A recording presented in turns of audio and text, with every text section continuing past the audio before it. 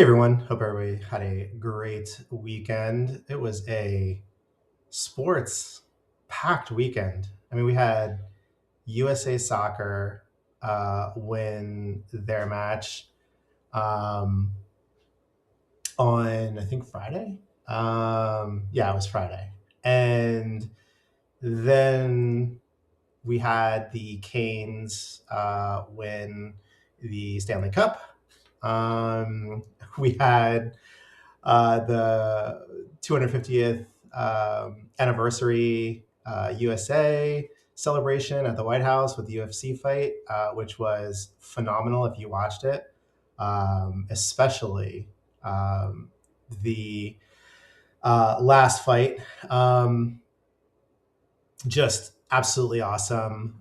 Wasn't without controversy, as expected. One of the fighters had something to say that I thought was wild. But hey, he could have said probably something much worse or gone all Sean Strickland and said something directly to the president or done something. Instead, he just had a wild comment. I don't think there's any thing backing that particular comment up, but it was interesting nonetheless. But it was a great weekend for sports. There's also F1 if you watch F1 where Lewis Hamilton won in Spain, Barcelona. So at any rate, I'm not here to talk about that though. But it was a great weekend. But something I did want to talk about was again, this is kind of continuing on the SpaceX IPO or the aftermath of it. Um, I think just generally speaking, and I'm going to caveat all of this by saying this is not financial advice. Do your own research.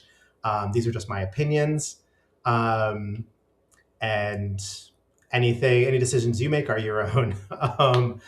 But what I will say is, I just find it interesting the amount of people that are just losing their mind, and mainly it's people on the left that are losing their mind over the SpaceX IPO. I'm going to start off by playing this video because I think it's just hysterical. Because I find Robert Reich like just annoying in general. But he's one of these people that's on the left that you want to kind of listen to see how they're positioning things and what their views are, because their views are kind of in line with the broader views of the left. But he's a tiny man. Like you ever see him outside, he's like a hobbit. But at any rate, here I'll just play this from start to finish.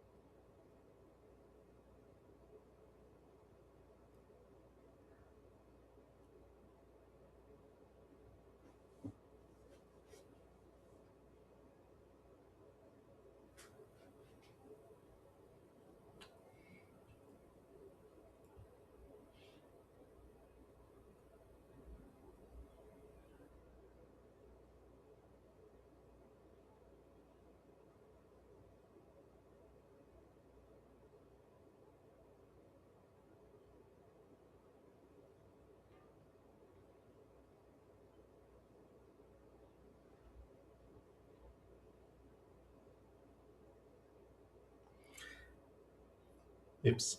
I find her response that it is a rocket to him saying it's a Ponzi scheme it just kind of ties up this segment with a bow. I mean, it is SpaceX creates real products. SpaceX XAI under SpaceX is getting billions of dollars a month from Google through a deal that was worked out. They're getting billions of dollars a month from Anthropic through a deal that was worked out prior to the IPO. SpaceX has Starlink, which is a real company creating real internet for real people, for millions and millions of people globally. But I think what's my take on this, by the way, was this is content designed to keep people poor, made by people who get paid by you watching it, and this is absolutely true. There is a whole lot of people out there, and this is the point of this particular video and the broader context of this, which is there's a whole lot of people out there that are making emotional decisions and emotional content and broadcasting it to people, which is misinforming people and not giving, and I would say sending out the signal that investing your money in this particular company over, say, another is a bad idea. And I will just say, when it comes to investing, you don't want to be emotional. You want to look at the facts on the ground. And what Robert Reich is doing here is taking the generalized facts and then providing a lot of opinion based on his politics. And this is a bad idea. It's an absolutely bad idea. Actually, one of the ways that I started coming around to Trump in 2016 was because of the media and the way that the media was framing him. And I saw that because I was an earlier investor in Tesla, and I saw the way that the media covered Tesla, and that was a financial media. And they kept having people come on to say negative things about the company. Meanwhile, the company's numbers were going up and up and up as far as the number of cars they were producing and the margin that those cars were making. And then, I mean, it was like their personal hatred for Tesla in favor of the traditional auto manufacturers was clear, and it became very obvious. And then I started to see that on that side. And so when it became clear that Trump was running in 2016 or was going to be the nominee, and the media immediately flipped, I was a regular MSNBC watcher, MSNBC at the time, now MSN now, or MS now. I was at MSNBC watcher, and I saw that flip, and it was jarring. And ultimately, that's why I started like having to actually do research and follow things. I'm like, oh, they're saying Trump said this. I need to go watch the video. Did he actually say that? Or they're saying Trump is doing this. Let me go look at the policy that's rolling out and actually read it. Because of people like Robert Reich and the way they frame things. But I will say again, on the emotional decision to buy or sell stocks, I'll just use another example, which is Tesla. So right around the time that, well, as soon as Elon got involved in the 2024 election cycle, you could see the financial YouTubers starting to turn a little bit. These were people that were holding Tesla for a very long time. One of these people that I still follow today is Jeremy Lefebvre, who runs the financial education channel on YouTube. I think he does great work, but he is emotional. And it became obvious once Trump had rolled out the tariffs, you immediately saw all of the financial YouTubers turn on Elon Musk, especially since Elon Musk was running Doge. And so like you had just this rapid turn. The fundamentals of the company and the business hadn't changed, but the opinions about the opinions and politics around Elon Musk changed. And so you had a bunch of people that were going on, Jeremy being one of them, coming out and creating content around them selling out of their Tesla positions. Positions, by the way, that made their channels. Without Tesla, most of these YouTubers' channels would not exist. And also the houses in which they live in wouldn't exist. The cars in which they own wouldn't exist. Tesla made an entire ecosystem of financial YouTubers exists today. But Jeremy was one of those people. Just remember, he sold at 253 and 97 cents. Another one. So I follow Couch Investor. I think he's actually probably the best. But another one that got caught up in kind of the hype around the brand and the narrative around Elon Musk, and then was essentially positioning the sale and then recommending that it wasn't a strong buy for him or a strong hold. Keep in mind, these people have held Tesla for years. Again, 295. Well, what is Tesla today? Oh, it's 411. It's 411. Sold at 253. Telling people to sell at 250 or 295. Today it sits at 411. There's been a lot of volatility in Tesla. There's volatility in stocks in general. And I do love it when channels come out when Tesla's going down with the rest of the market, by the way, in most cases. Tesla goes down, they come on and then talk about Elon Musk and say, oh, Elon is doing this and therefore the stock is going down, when they have no correlation between the two. And then when the stock goes up and starts skyrocketing, these people are like cockroaches when you turn on the light. They cannot be found. And their opinions about Tesla stock cannot be found. And so I always just say, be wary of people that have strong political views, or are clearly acting emotional when they're talking about financial stuff. Like just be clear of it, or keep an eye out for it. SpaceX opened at 135 for those that were able to get allocations like myself. I put in 1,000 and got 37. Ridiculous, but I have built a position. And I will plan to continue to build a position. This is a long-term hold for me.